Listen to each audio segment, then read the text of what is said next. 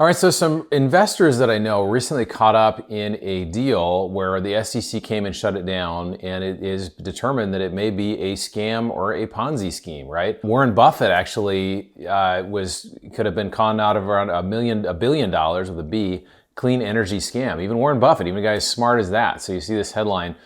So there are financial scams that are out there. They're very common. There was, in 2020 alone, the SEC had over 700 enforcement actions related to securities fraud. So it's really important that you educate yourself and you understand how to avoid financial scams. So we're going to jump into this. We're going to go over 3 steps on how to do this. Let's jump in. Let's do it. All right, my name is Bronson Hill. I'm the CEO of Bronson Equity. We've got over $200 million in multifamily assets such as this one. We've also got ATM machines and car washes, other types of assets. I'm not your investment advisor. I'm just giving my opinions here. So quick little disclaimer. There are common types of financial scams. So one is we've kind of are all familiar with is the Nigerian prince scam, right? This Nigerian prince has, $30 million and they've got to find you. You've just got to, they're going to send you some money. You've got to send more back and there's something to it, right? There's also people claiming to be the IRS calling you saying, hey, we need money. There's phone scams, there's mail scams, all kinds of scams that are out there, right?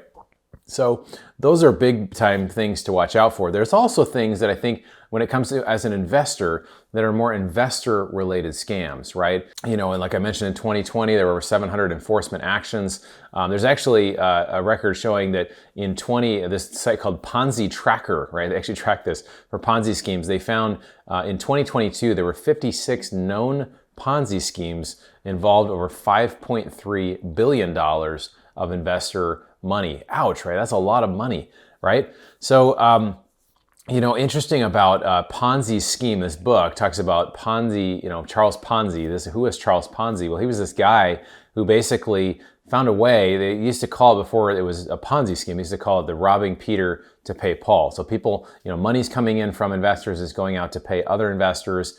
And so sometimes there's things that go around that about Ponzi schemes. I want to share about ways to potentially avoid that. And Warren Buffett has this saying, right? He says, rule number 1 is don't lose money. And rule number 2 is don't forget about rule number 1.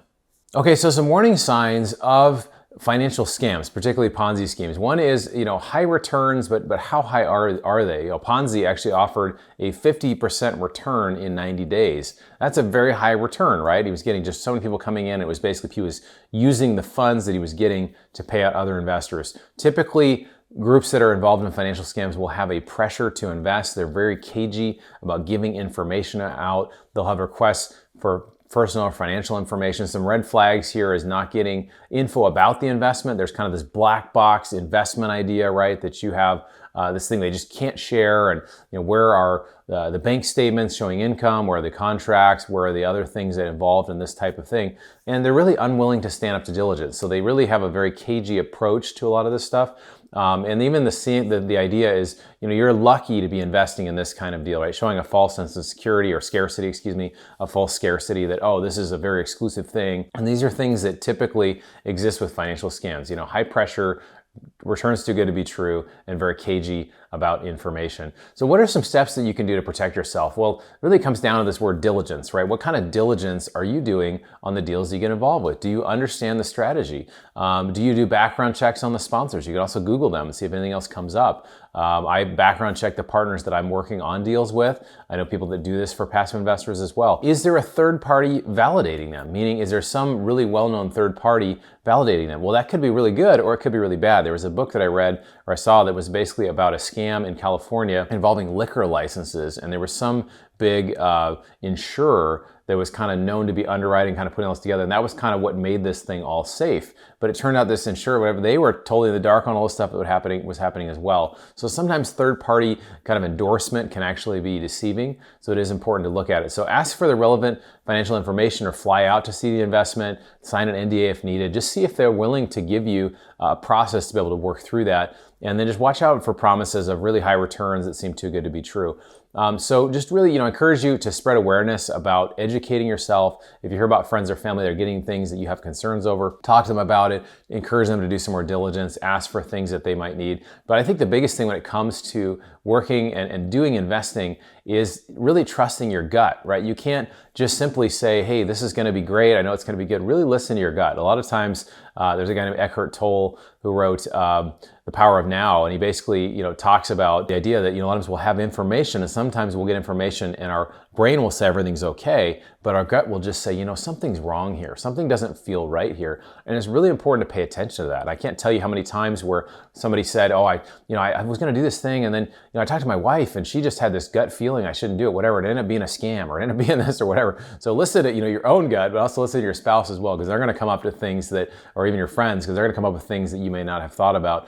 So the diligence, really, as a passive investor, you're not doing the work on the deal. You're receiving the cash flow, which is great. Our podcast is the Mailbox Money Show. It's awesome. But, the work is on the front end. The work is where you're actually doing the work, you're doing the diligence, you're asking the questions, you're doing all those things on the front end. So make sure that you do that. I don't want to get scammed. I'm sure you don't either.